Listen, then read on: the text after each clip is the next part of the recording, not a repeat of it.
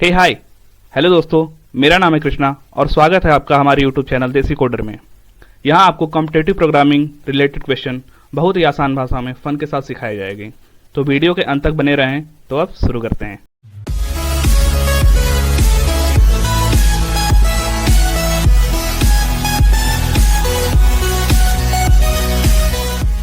अब हम आते हैं अपने हैकर एंकर डैशबोर्ड पे और आज हमारे 30 डेज ऑफ कोड चैलेंज का डे 4 है। और डे 4 में आज का हमारा प्रॉब्लम है क्लास वर्सेस इंटेंस। तो आते हैं। तो नमस्कार देवी और सज्जनों, स्वागत है आपका जावा की एक और नई दुनिया में जिसका नाम है ऊप्स ऑब्जेक्ट ओरिएंटेड प्रोग्रामिंग। ठीक है, कुछ ऐसा लगे हम केबीसी में पहुंच गए ना, कोई बात नहीं, केबीसी में भी चले जाएंगे। बस हमारे साथ कोडिंग में ऐसे ही बने रहिए, हम उससे भी ज़्यादा कुछ कर जाएंगे। ठीक है, तो ऑब्जेक्टिव है in this challenge we are going to learn about the difference between a class and an instance because this is an object oriented concept. ठीक है, आज से हम ऑब्जेक्ट ओरिएंटेड प्रोग्रामिंग में भी आ चुके हैं इस क्वेश्चन की वजह से। ठीक है, तो हमेशा की तरह यहाँ पे टास्क दिया हुआ है, नोट है, इनपुट फॉर्मेट है, कुछ कॉन्स्ट्रेंट दिए हुए हैं, आउटपुट फॉर्मेट है, सैम्पल आउटपुट है, सैम्पल इनपुट है, सैम्पल आउटपुट है, और उसके बाद एक्सप्लेनेशन दिया हुआ है। ठीक है, और यहाँ से कोड स्टार्ट होता है। लेकिन उससे पहले हम आते हैं ट्यूटोरियल में, जहाँ पे हम आज के क्वेश्चन में यूज होने वाले बेसिक्स देखेंगे। ठीक है, तो सबसे पहले है यहाँ पे क्लास। तो class a blueprint defining the characteristics and behaviour of an object of that class type. Class name should be written in camel case starting with a capital letter. तो हम जानते हैं कैमल केस लेटर क्या होता है, वो हमेशा capital letter से स्टार्ट होता है और बिल्कुल ऐसे लिखते हैं कि अगर हम कोई दूसरा वर्ड स्टार्ट करते हैं तो उसका पहला लेटर भी कैपिटल लेटर में रहेगा। ठीक है, और क्लासेस के बारे में बात करते हैं। तो हम जानते हैं कि जावा एक ऑब्जेक्ट ओरिएंटेड प्रोग्रामिंग लैंग्वेज है और हर चीज जो भी जावा में होती है वो किसी न किसी क्लास या ऑब्जेक्ट से जुड़ी होती है अपने एट्रीब्यूट और मेथड के साथ। एट्रीब्यूट बोले तो स्टेट एंड जो मेथड होता है वो बिहेवियर होता है। जैसे कि केस कंसीडर करते हैं अपने रियल लाइफ से, जैसे कि एक कार है और उस कार का कोई ना कोई स्टेट होगा। जैसे कि मान लें उसका कलर, उसका वेट, कि कार नीले रंग की है, लाल रंग की है, उसका वजन कितना है, 1 क्विंटल है, 2 क्विंटल है, कुछ भी। और उससे रिलेटेड मेथड, जैसे कि हम उसको ड्राइव कर सकते हैं, उसमें ब्रेक लगा सकते हैं, तो उसका बिहेवियर हो गया मेथड। ठीक है, तो class is a blueprint defining the characteristics and behaviour of an object. तो ठीक है, तो हम वही कह रहे हैं, क्लास एक ब्लूप्रिंट होता है हमारे कोड का। जैसे कि कई बार ऐसा होता है ना, जैसे कि हम जानते ही हैं कि कोई भी घर बनाने से पहले उसका नक्शा बनाते हैं और उस नक्शे से हम बहुत सारे घर बना सकते हैं एक ही नक्शे से। तो उसी टाइप से कुछ क्लास होता है।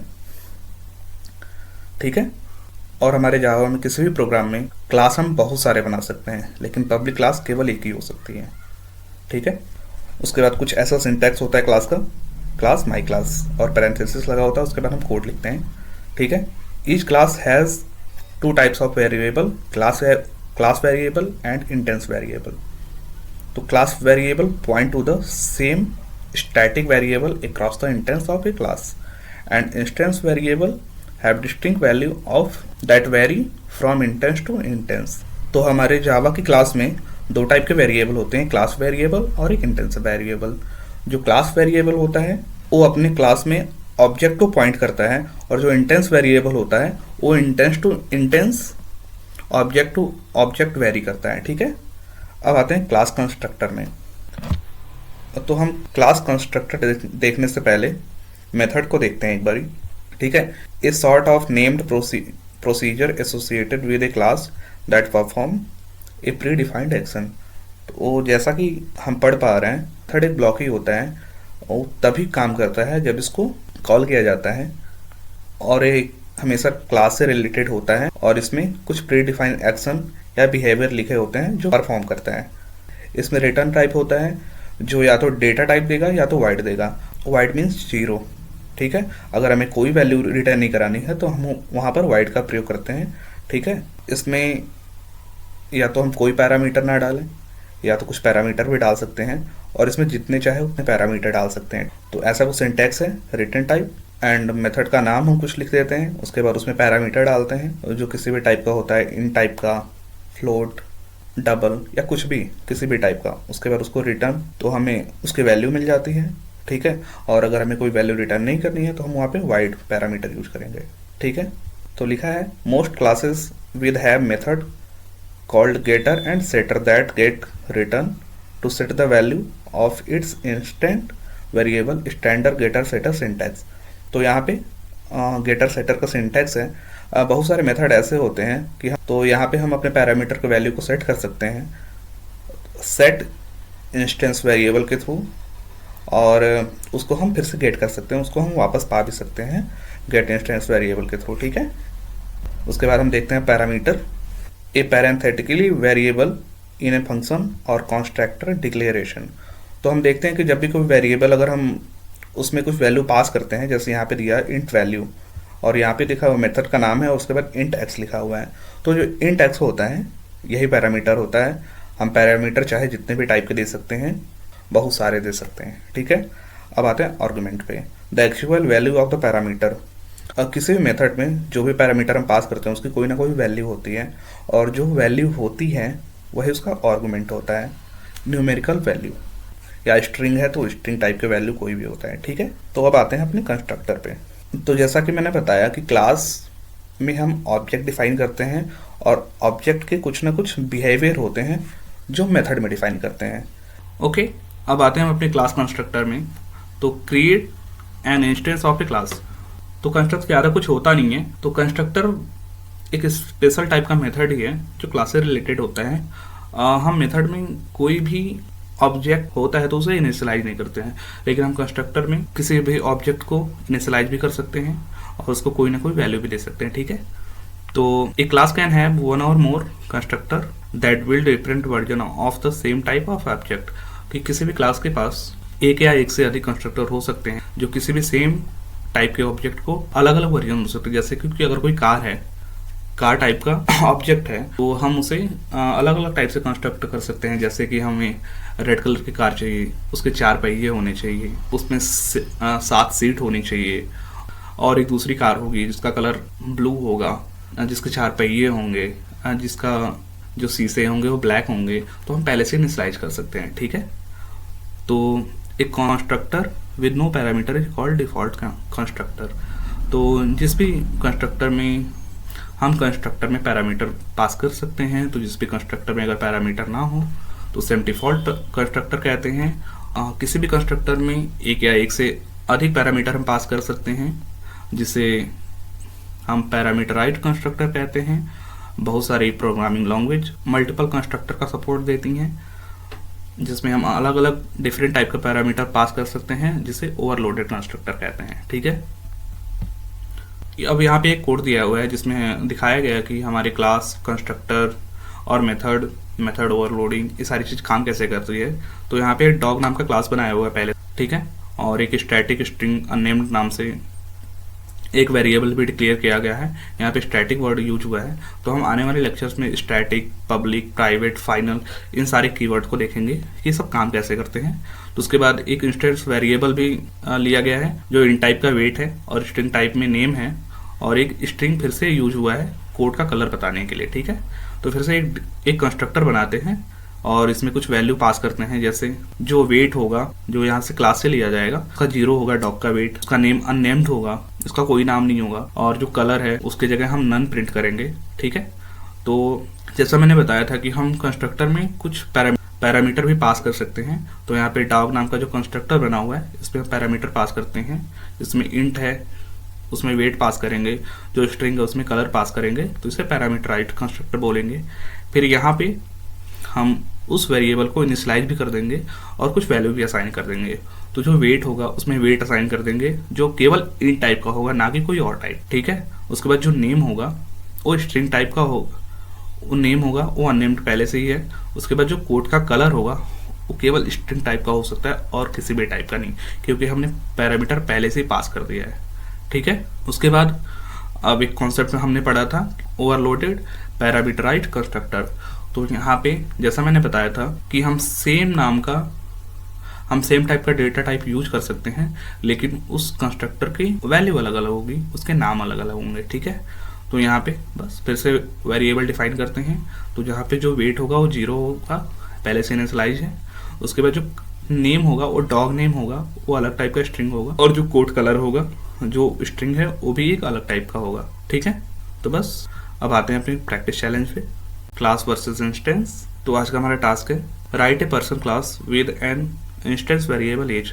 हमें एक पर्सन क्लास बनानी है इंस्टेंस वेरिएबल एज के साथ, और एक कंस्ट्रक्टर बनाना है जो इंटीजर लेगा इनिशियल एज नाम का एक पैरामीटर की तरह। The constructor must assign initial age to age after confirming the argument pass as initial age is not negative. कि हम जानते हैं कि कोई भी एज या किसी की उम्र नेगेटिव वैल्यू नहीं हो सकती है, तो वही लिखा है कि हमें कंस्ट्रक्टर में एक एज असाइन करना है, कि हमें एक ऐसा प्रोग्राम लिखना है कि हमारा इनिशियल एज को एज से असाइन करे और ये कंफर्म करे कि हमारा इनिशियल एज अगर 0 नहीं है तो हमें एज में असाइन कर देना है।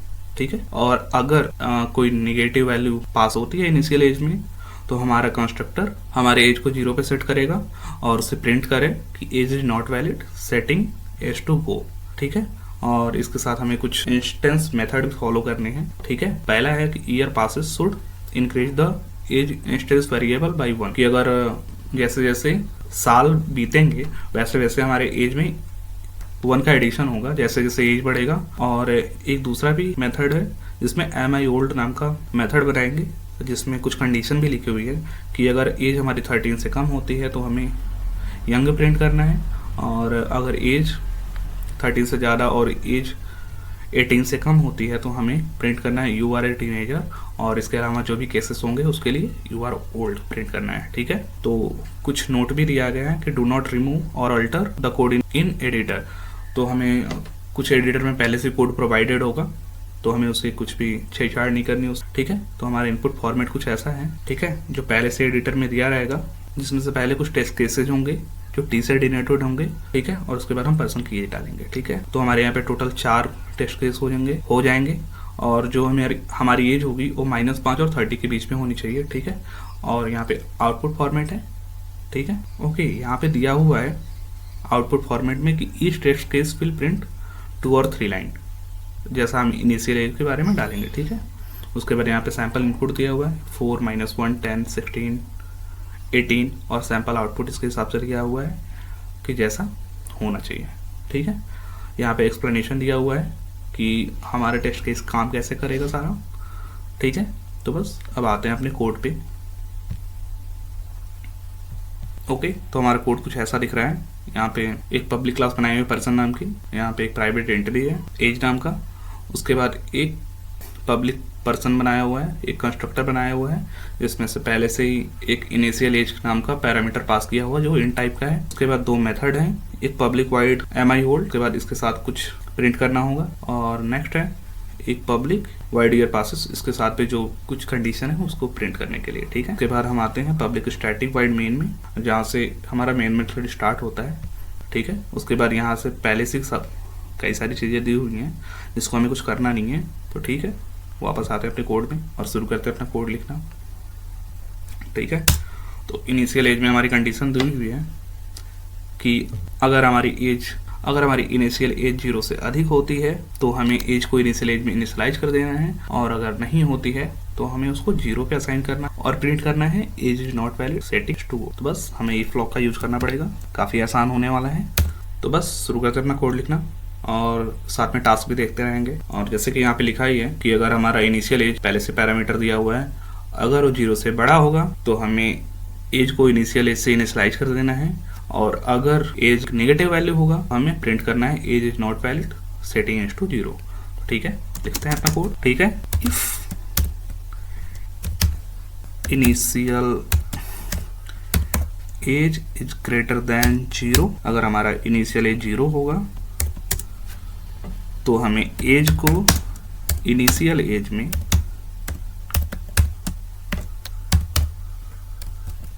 इनिशियलाइज कर देना है। ठीक है, और साथ में है else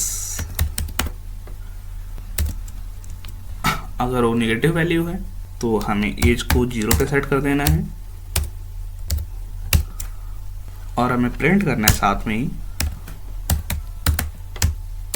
system.out out dot print ln, ठीक है। अगर हमारा एज निगेटिव वैल्यू होता है तो साथ में प्रिंट करना था, तो हम यहाँ से सैंपल आउटपुट से उठाएंगे, जिससे हमारे एरर के चांस कम होते हैं। क्योंकि कई बारी अगर हम किसी भी स्मॉल लेटर को अगर कैपिटल कर दें, कैपिटल को स्मॉल कर दें, तो हमारे कोड में एरर आ जाता है। तो बस पहले केस में यही था कि अगर इनिशियल एज 0 से ज़्यादा होगा तो हमें एज को इनिशियल एज कर देना है, और अगर नहीं तो उसको 0 पे सेट करेंगे और इतना प्रिंट करेंगे, ठीक है। उसके बाद अब आते हैं हमारे केसेस, ठीक है। तो पहला है year passes should increase the age instance variable by 1, कि अगर हमारे ईयर पास होते रह रहे हैं तो हमें एज को 1 से बढ़ा देना है, ठीक है। इसको ऐसे भी लिख सकते हैं, या तो हम यूनरी इंक्रीमेंट से भी लिख सकते हैं, लाइक दिस, ठीक है।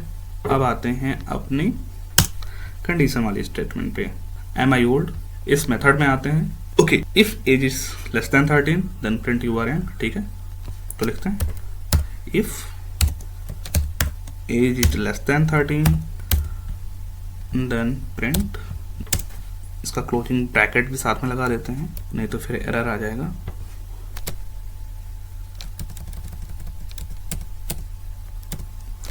ठीक है, तो अगर हमारा एज लेस देन 13 होता है तो हमें प्रिंट करना है यू आर यंग, फिर से कॉपी पेस्ट कर देंगे। के बाद एल्स, अगर हमारे एज 13 से ज़्यादा है और 18 से कम है तो ठीक है, यहाँ पे एल्स इफ यूज करेंगे। Else if our age is greater than equal to 13, greater than and equal to 13,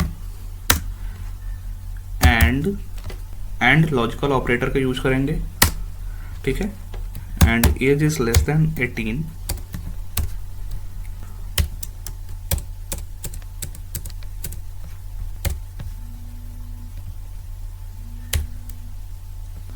तो हमें प्रिंट करना है you are teenager, and next otherwise you print, ठीक है। Else you print you are old, ठीक है। हमारा कोड कंप्लीट हुआ, तो बस अपने कोड को रन करते हैं और देखते हैं। ओके, कॉन्ग्रेचुलेशन, हमारे सारे टेस्ट केस पास हुए, ठीक है। उसके बाद अपने कोड को अब सबमिट करते हैं। ओके, तो सारे टेस्ट केस पास हुए और congratulation, you solve this challenge, ठीक है। तो बस यही था आज का कोड। ओके, आज से हम एक नई चीज़ स्टार्ट करने वाले हैं और हम आज से ये भी देखेंगे हमारे कोड का वर्क फ्लो क्या है, ठीक है। तो बस आते हैं अपने कोड पे, और यहाँ पे सैंपल आउटपुट एंड इनपुट दिया हुआ है, ठीक है। यहाँ पे हम टोटल 4 केस लिए हैं, तो यहाँ पे पहले से डिफाइन है कि हमें कितना और कैसे कोड लेना है, जो इन टी है, जितने टेस्ट केसेस लेने हैं हमें, ठीक है। तो इसे हमें छेड़ना नहीं था, हमने छेड़ा भी नहीं उसको कुछ। अब ठीक है, उसके बाद पहला केस है -1, तो हमने पहले से इनिशियलाइज किया हुआ है, ठीक है, इनिशियल एज, कि अगर हमारा एज कोई निगेटिव वैल्यू होगा तो हम उसको 0 पे सेट करेंगे और प्रिंट करेंगे एज इज नॉट वैलिड और सेटिंग एज टू गो। तो जैसा कि यहाँ प्रिंट भी हुआ था, ठीक है। और नेक्स्ट है 10, तो इसके लिए हम सबसे पहले यहाँ पे आएंगे, इफ कंडीशन में इनिशियल एज अगर 0 होता है तो उसे हम एज में इनिशियलाइज कर देंगे, ठीक है, 0 से हमारा। और नेक्स्ट है 10 है, तो सबसे पहले हम यहाँ पे आएंगे इनिशियल एज में, ठीक है। अगर हमारा इनिशियल एज एक पॉजिटिव वैल्यू है तो उसे हम एज में इनिशियलाइज कर देंगे, ठीक है। तो यहाँ तक इतना काम हुआ। उसके बाद हम आते हैं डायरेक्ट यहाँ पे एम आई ओल्ड, ठीक है। तो यहाँ पे कंडीशन चेक होती है, अगर हमारा एज 13 से कम हुआ तो हमें प्रिंट करना था यू आर यंग, ठीक है। तो हमारा जो 10 है वो 13 से कम है, इसलिए वो वही प्रिंट हुआ है यू आर यंग, ठीक है। एक बार फिर देख लेते हैं, यू आर यंग, ठीक है। उसके बाद फिर 16 है, तो इसके लिए फिर से वही चेक हुआ, अगर इनिशियल एज 0 से बड़ी है तो उसको एज में इनिशियलाइज किया, यहाँ पे आया, इससे कोई मतलब नहीं था हमें।